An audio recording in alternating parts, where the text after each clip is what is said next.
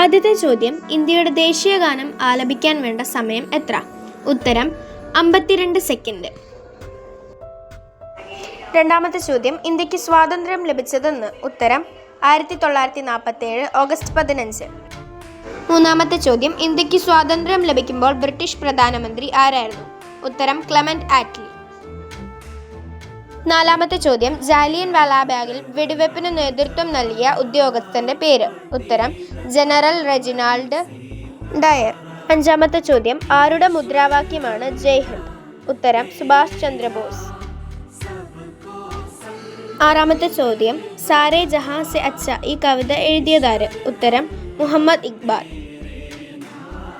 ഏഴാമത്തെ ചോദ്യം, Indian national army സ്ഥാപിച്ചതാര്? ഉത്തരം സുഭാഷ് ചന്ദ്രബോസ്. എട്ടാമത്തെ ചോദ്യം, മൗലാന അബ്ദുൽ കലാം ആസാദിന്റെ ആത്മകഥ ഏത്? ഉത്തരം ഇന്ത്യ വിൻസ് ഫ്രീഡം.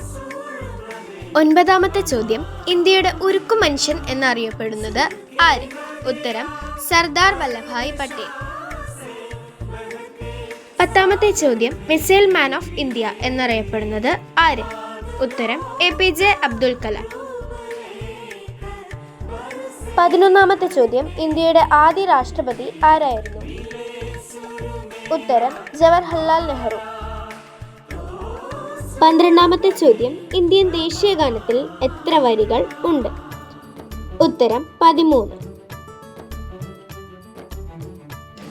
13ാമത്തെ ചോദ്യം, ഇന്ത്യയുടെ ദേശീയ പ്രതിജ്ഞ രചിച്ചത് ആര്? ഉത്തരം പൈതിമാരി വെങ്കിട്ട സുബ്ബറാവു.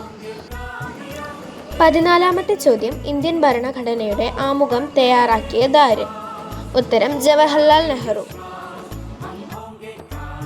15ാമത്തെ ചോദ്യം, ഒന്നാം വട്ടമേശ സമ്മേളനം നടന്ന വർഷം? ഉത്തരം 1930.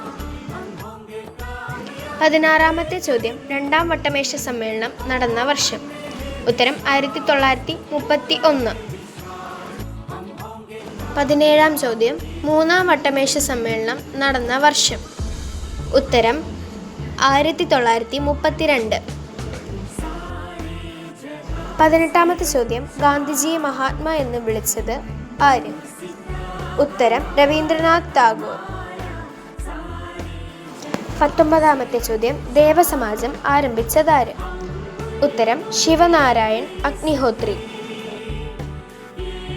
20ാമത്തെ അവസാനത്തെ ചോദ്യം, ഗാന്ധിജിയുടെ രാഷ്ട്രീയ ഗുരു ആര്? ഇതിൻ്റെ ഉത്തരം നിങ്ങൾ കമൻറ്റ് ബോക്സിലിടും. ആരുടെയൊക്കെ ശരിയായെന്ന് നമുക്ക് നോക്കാം.